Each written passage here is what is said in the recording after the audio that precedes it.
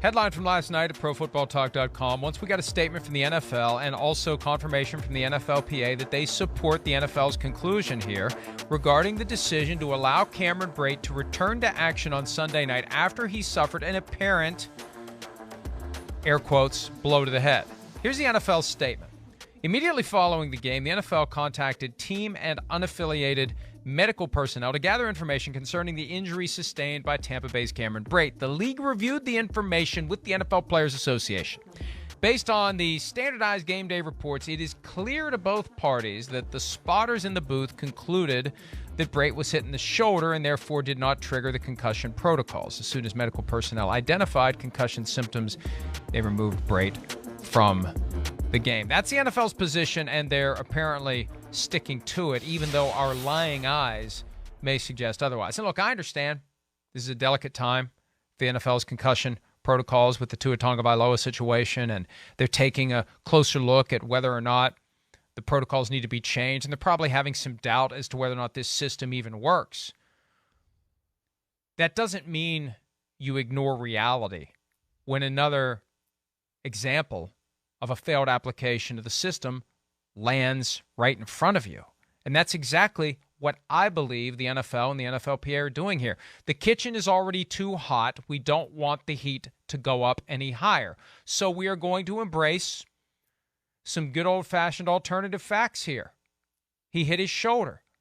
When we know the millions who watched the game, 22 million, if you were watching the game, as the two spotters in the booth should have been doing, because they were receiving a paycheck for this purpose and this purpose only, to watch for signs of someone who needs to be checked for a potential head injury. Chris, I don't know what else Cameron Brate needed to have to do in this moment to cause someone to say, whose job it is to monitor the game for the potential for an injury that needs to be evaluated, he hit his head. Am I losing my mind here? I mean, he hits his head. He hits his head right into right squarely into the chest of Chris Godwin. And then, if we want to go back and show the original replay one more time, I mean, laid on the ground, and then got up and did look a little wobbly, but not like crazy wobbly. But what we got to watch here too is when he's running to the sidelines, he runs into the ref, like unaware that the ref was in front of him. Watch as this plays out. So first off, you're right.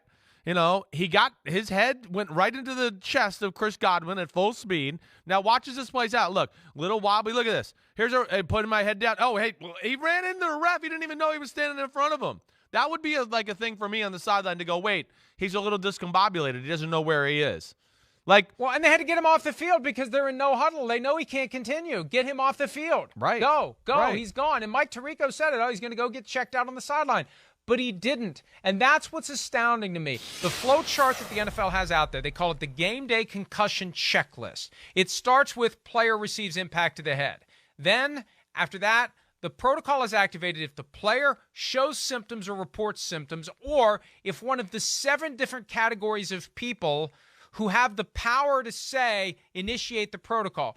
Team members, coaches, officials, but also there's a spotter in the booth who is a certified athletic trainer and another spotter in the booth who is unaffiliated neurotrauma consultant. There are 2 people in the booth watching the action. And I remember when they first did this, I thought, boy, this is going to be difficult because there may be some contact away from the play sometime.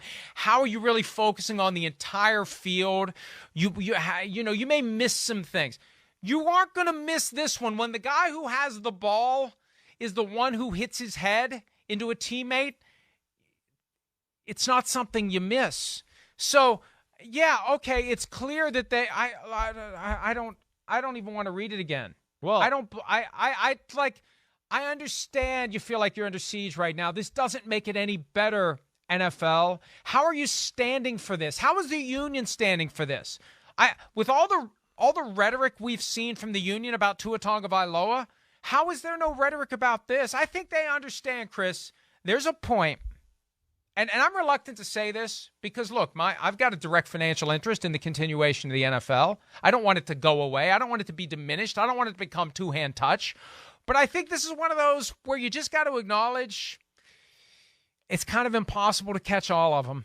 And yeah, maybe one of these days there's going to be a guy who has a concussion and he gets back in the game and he gets another head injury and he has a serious outcome, and we're just going to have to deal with it when it happens. And I hate that that's where we are, and there's no excuse for it. There's no excuse for it. Because if that's ever going to happen, it shouldn't happen in a situation like this where we all saw the guy hit his head into a teammate. Well, that's if you're not going to press the button, then when else are you going to miss the button? No, listen, it's hard. I understand that. You know, it is grown men. They're trying to say they want to play, like we talk about all that time, you know, everything that surrounds that conversation. You're not going to catch them all. To your point, you're not. It's still at the end of the day. I talk to people here. This ain't the Boy Scouts. This ain't two and touch. Most guys know what they signed up for. They've been signing up and begging for this for a long time. So, you know, I don't, you know, I know all the more reason to protect them. It is. All the more reason that those spotters have an obligation when they see a guy's head hit a teammate's chest and he flops onto the ground and he gets up and he runs into an official, and your job is there to watch the action on the field, constantly monitor for signs of distress that require a concussion protocol. We're not saying take him out of the game and shut him down. This isn't a Tua situation where he should have been prevented from coming back in that moment, although they later determined, oh, look at this. He has a concussion. Imagine that. Maybe he did hit his head. All we're saying is he should have been checked then, not at halftime when he says, I'm not feeling right, but because he got back in the game. He had the ball thrown to him twice. He almost hit his head on the goalpost, for crying out loud, after one of those plays. So, yeah, if this system is ever going to work, the people who are being paid, and I remember hearing things about, I said this yesterday, but this is when you were trying to get a microphone that worked.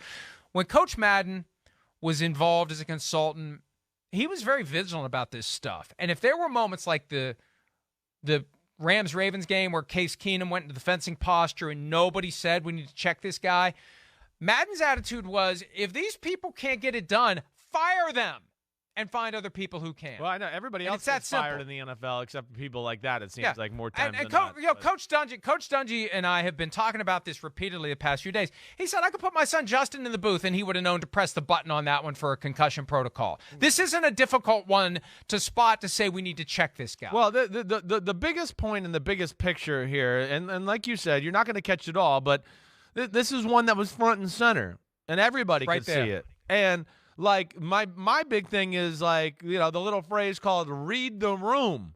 I mean, understand the weekend you're in here. The weekend was trumped by a Thursday night concussion that was as visually shocking, disturbing as any we'd ever seen. The NFL lost fans this weekend. They lost fans. I've got friends who, you know, were football fans, not the diehard ones, but, you know, hey, and they, like, I had to turn the game off. I'm done. The NFL, it's just too crazy, too brutal. All right. I mean, so there was a lot of parents, a lot of dads, you know, sitting in the family room watching the game on Thursday night with their kids, and the mom telling them, turn it off. This is crazy. This is disturbing. I mean, a lot of that going on. I've had like 3 people at the gym tell me that last night. So within that, you would think, hey, let's sound a memo to all teams. Anything even close this weekend, get them off the field, check them out. That's where I'm shocked. I'm just shocked that, like you said, it wasn't evaluated right away, and it took him to come to them, you know, for that evaluation to start. And let me just say this, because we pride ourselves on being real and authentic and being honest with the audience. I believe that the NFL and the union are working together to brush this one under the rug, because if it becomes a thing, what you're talking about, Chris, is a snowball that starts rolling a little bit more, and more people start saying, how safe is this game for my kids, really? If they can't properly police the sport at the highest levels, and if the spotters who are being paid to spot when someone's head slams into a teammate's chest can't do it in real time, how can we trust our children to whatever apparatus the local public school system has in place to protect them from second impact syndrome, from which they could die on the field? So, and I was trying to have this conversation with somebody from the union yesterday, because it's like, I know you're there to protect the players, but at a certain level, you got to protect the game. Because if something happens in the game, that kind of affects the players. It kind of affects the union. If all of a sudden the NFL hits a brick wall and it has no supply of players, and you're finding guys who did other things, played other sports, and you got to teach them how to play football at the age of 23, that's not ideal for the game. So Chris, that's the only reasonable explanation for it. It's either complete and total ineptitude about which they're lying, or they just don't want another controversy immediately on the heels of Tua Tagovailoa. They want people to not notice it. They would prefer that we not talk about it, but I'm sorry. You got to embrace the truth, you got to own the truth, and you got to deal with the truth, because you're only going to cause more problems for yourself if you tell lies to people. And I'm sorry, and this is equal on the league and the union. I reject, Chris, I'll let you speak for yourself. I reject, and I wrote this last night, I reject what you told me. It's false. And you need to be truthful with yourself, with us as your partners, and with everybody else who cares about the game. We know what we saw. You lose credibility with everyone when you don't admit what everyone else saw. Yeah, I'm with you there, Mike. Well said. Hi, it's Mike Florio. Thanks for watching PFT on YouTube. Hit subscribe for the latest news and analysis from Pro Football Talk.